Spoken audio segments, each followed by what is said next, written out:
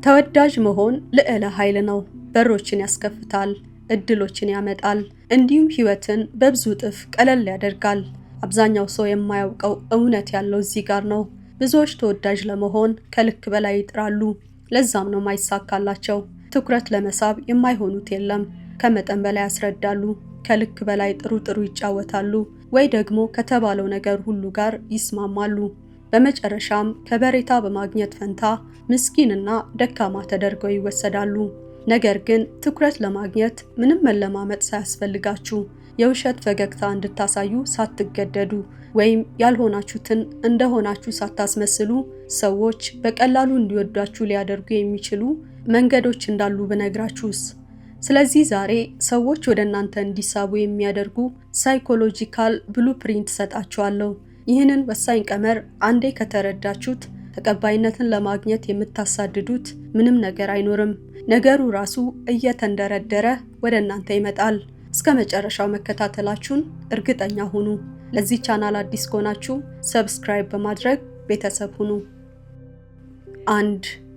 ሰዎች የሚያስታውሱት እንዲሰማቸው ያደረጋችሁትን ነው። ብዙ ሰዎች የመጀመሪያ ትውውቃቸው ላይ ትኩረት ለመሳብ በሚያደርጉት አላስፈላጊ መሽቆጥቆጥ ፈርስት ኢምፕሬሽናቸውን ገደል ይከቱታል፣ ወይም ሰዎች ለነሱ የሚሰጧቸውን የመጀመሪያ ግምት ያበላሹታል። እንዴት ማውራት እንዳለባቸውና ምን ማውራት እንዳለባቸው ከልክ በላይ በማሰብ ራሳቸውን ጭንቀት ውስጥ ይከታሉ። የማያስቁ ቀልዶች ይቀልዳሉ። እነሱ ራሳቸው ሳይረጋጉ ወይም ነርቨስ ሆነው ትኩረት ለመሳብ ይሞክራሉ። ይሄ ሁሉ ስህተት ነው። በቀላሉ ተወዳጅ ለመሆን ቁልፉ ሰዎች ከእናንተ ጋር ሲሆኑ ቀለል ብሏቸው ጊዜ እንዲያሳልፉ ወይም በሌላ አነጋገር ፈታ እንዲሉ አድርጓቸው። እንዴት ካላችሁ ቀላል ነው። ትኩረቶቻችሁን ሰዎቹ ስለ እኔ ምን ያስባሉ ከሚለው አስተሳሰብ ውጡና በስፍራው የኔ መገኘት እነሱን ምን እንዲሰማቸው ያደርጋቸዋል ወደሚለው ቀይሩት። ለምሳሌ አዲስ ሰው ስትተዋወቁ እውነተኛ በማይመስል የተጋነነ ስሜት በትውውቃችሁ እንዴት ደስተኛ እንደሆናችሁ ለማስረዳት አትሞክሩ። ይልቅ ዘና በሉ። ተረጋግታችሁ ከልብ በመነጨ እውነተኛ ፈገግታ ድባቡን ምሰሉ። ሰዎቹ ጮክ ያሉና ኢነርጄቲክ ከሆኑ ሞቅ ባለ ኢነርጂ ተቀበሏቸው። ከኢነርጂያቸው ጋር ተመሳሳይ ሁኑላቸው። በተቃራኒው ጸጥ ያሉና ቁጥብ ከሆኑም ዝግ አርጉትና ከነርሱ ጋር ተመሳሰሉ። በእናንተ መኖር ምቾት እንዲሰማቸው ምክንያት ስጧቸው። ለምሳሌ ሻይ ቡና እያላችሁ የሚጠጡት ነገር በድንገት ተደፋባቸውን በል። በዚህ ሰዓት የመጀመሪያ እርምጃችሁ መሆን ያለበት ስሜታቸውን ማረጋጋት ነው። እንዲህ ማለት ትችላላችሁ፣ እኔ ራሴ ሁል ጊዜ ነው የሚደፋብኝ። ይሄ ስሜታቸውን ያረጋጋዋል፣ በዛውም እናንተን ተወዳጅ ያደርጋችኋል። ምክንያቱም ሰዎች የሚያስታውሱት እንዲሰማቸው ያደረጋችሁትን ነው እንጂ የተናገራችሁትን አይደለም። 2. እንዲያግዟችሁ ፍቀዱላቸው። ሰዎች ቶሎ እንዲወዷችሁ ትፈልጋላችሁ? ትንንሽ እርዳታዎች እንዲያደርጉላችሁ ፍቀዱላቸው። ልክ አይመስልም አይደል? ነገር ግን ሳይኮሎጂው እዚህ ጋር ይመጣል። የሆነን ሰው ስንረዳ አእምሯችን የሚነግረን ያንን ሰው እንደምንወደው ነው። ካለዛማ ለምን ረዳዋለሁ ብሎ ያስባል። አሜሪካዊው ቤንጃሚን ፍራንክሊን የተጠቀመው ይህንን ነበር። ሰዎችን ለመማረክ ከመጣር ይልቅ ጥቃቅን ነገሮች እንዲያደርጉላችሁ ጠይቋቸው ይላል። ሳያስቡ እናንተን መውደድ ይጀምራሉ። ምክንያቱም አእምሯቸው የሚረዱት ሰው የሚወዱት ሰው እንደሆነ ያሳምናቸዋል። ቤንጃሚን ፍራንክሊን ጠላቱን ወዳጁ ለማድረግ ይህንን ትሪክ ተጠቅሞ ነበር። በአንድ ወቅት ተፎካካሪው የነበረን አንድ ሰው መጽሐፍ እንዲያወሳው ጠይቆት ነበር። ያ ተፎካካሪ ሰው መጽሐፉን ካዋሰው ጊዜ ጀምሮ የህይወት ዘመን ጓደኛሞች ሆነው ዘለቁ። 3. አድናቆታችሁን በቀጥታ አታድርጉ። ብዙ ሰዎች በተሳሳተ መንገድ አድናቆታቸውን ሲያባክኑ ይስተዋላሉ። አንዳንድ አድናቆቶች እውነት አይመስሉም። አንድ ሰው ኮምፕሊመንት ለማድረግ ወይም ለማድነቅ ትክክለኛው መንገድ ያ ሰው ምስጋናውም ሆነ አድናቆቱ እንደሚገባው እንዲሰማው ማድረግ ከቻላችሁ ነው። ስለዚህ የአድናቆት ቃላት ከማሽጎድጎድ ወጥታችሁ በተግባር እንዲሰማቸው አድርጓቸው። በደፈናው ስማርት ወይም ብልህ እንደሆኑ ከመናገር ይልቅ ነገሮችን የሚይዙበት የብልሃት አካሄድ እንደሚያስደንቃችሁ ንገሯቸው። ሌላው እንደምታደንቋቸው በቀጥታ በመናገር ፈንታ ስለነሱ መልካም ነገር በመናገር በሰሚ እንዲደርሳቸው አድርጉ። ለምሳሌ የአንድን ሰው የአመራር ብቃት የምታደንቁለት ከሆነ ሄዶ ይነግረዋል ብላችሁ ለምታስቡት ሰው አውሩ። ነገሮችን ሃንድል የሚያደርግበት መንገድ እንደሚያስደንቃችሁ ተናገሩ። በተዘዋዋሪ ለባለቤቱ እየነገራችሁ ነው። እንዲህ በማድረጋችሁ የበለጠ እንዲያከብሯችሁ ያደርጋቸዋል። ምክንያቱም አድናቆታችሁ እውነተኛ እንደሆነ እንጂ ተገዳችሁ ያደረጋችሁት እንዳልሆነ እንዲሰማቸው ያደርጋቸዋል። 4. ስልታዊ ዝምታ ፍጠሩ። ሰዎች ስለ ራሳቸው ማውራት ይወዳሉ። ስለዚህ ወሬ በማብዛት ንግግሮቻችሁን እንዳታበላሹ ተጠንቀቁ። ይልቁንም ዝምታችሁ እንዲሰራላችሁ ፍቀዱለት። እንዴት ካላችሁኝ በንግግሮቻችሁ መካከል ኢንተረስቲንግ ወይም መሳጭ ጥያቄዎች ጠይቁና ጸጥ በሉ። ሰዎቹ ተናግረው ሲጨርሱ ምላሽ ከመስጠታችሁ አስቀድማችሁ ከ2 እስከ 3 ሰከንዶች ጸጥ በሉ።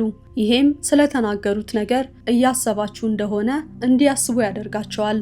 አሁንም በፍጥነት ምላሽ ከመስጠታችሁ በፊት በጥንቃቄ የመጨረሻዎቹን ንግግሮቻቸውን ደግማችሁ ተናገሩ። ለምሳሌ ገና ከጉዞ መመለሴ ነው ቢሏችሁ ከጉዞ ገና መመለሴ ስትሉ ሰዎቹ ንግግራቸውን እንዲቀጥሉ ያደርጋቸዋል። ይህም እንደተደመጡና ዋጋ እንደተሰጣቸው የሚያደርግ ስሜት በውስጣቸው ይፈጠራል። ሰዎች እንደተደመጡ ሲሰማቸው የበለጠ ይወዷቸዋል፣ የበለጠም ያከብሯቸዋል። 5. ለጥቂት ጊዜ ተሰወሩ። ተፈላጊነታችሁ እንዲጨምር ትፈልጋላችሁ?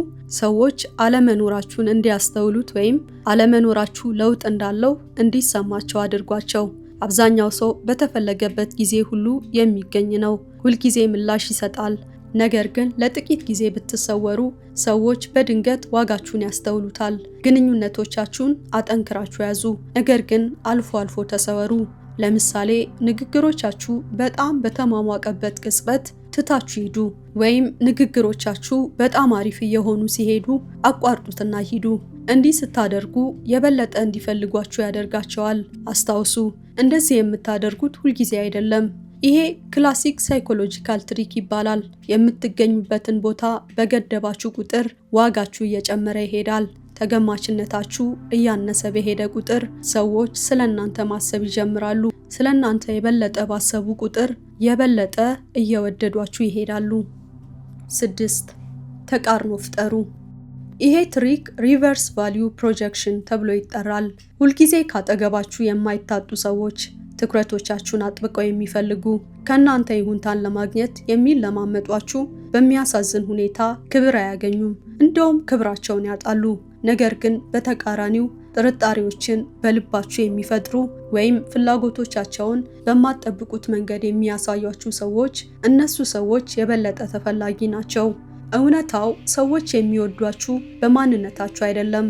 ሰዎች የሚወዷችሁ ከእናንተ ጋር ሲሆኑ የሚፈጥርላቸው ስሜት ላይ ተመስርተው ነው። ስለዚህ እንደምታከብሯቸው ወይም ዋጋ እንደምትሰጧቸው አሳውቋቸው። አብዛኛዎቹ ሰዎች አዲስ ሰው ሲተዋወቁ ወይ ከልክ በላይ ትኩረት በመስጠት ዋጋቸውን በራሳቸው ያሳንሳሉ፣ አሊያም ትኩረታቸውን በጣም ያሳንሱትና ቀዝቃዛ ተደርገው ይቆጠራሉ። ነገር ግን ሚስጥሩ ተቃርኖ መፍጠር ነው። ሰዎች ራሳቸውን አሳልፈው በመስጠት ለመወደድ ጥረት ያደርጋሉ። ነገር ግን ዋጋቸውን የሰቀሉ ሰዎች አካሄድ ወይም ነገሮችን የሚያስኬዱበት መንገድ ከዚህ የተለየ ነው። ለምሳሌ አንድን ሰው ያለማቋረጥ ከማድነቅና ከማሞገስ ይልቅ ያ ሰው አንድ የሚያስደንቅ ነገር እስከሚያደርግ ድረስ ጠብቀው ለዛ ሰው ወይም ለዛ ነገር እውቅና ይሰጣሉ ወይም አድናቆታቸውን ይለግሳሉ። ስለዚህ ያ ሰው ምስጋናው ወይም አድናቆቱ የሚገባው እንደሆነ ያስባል።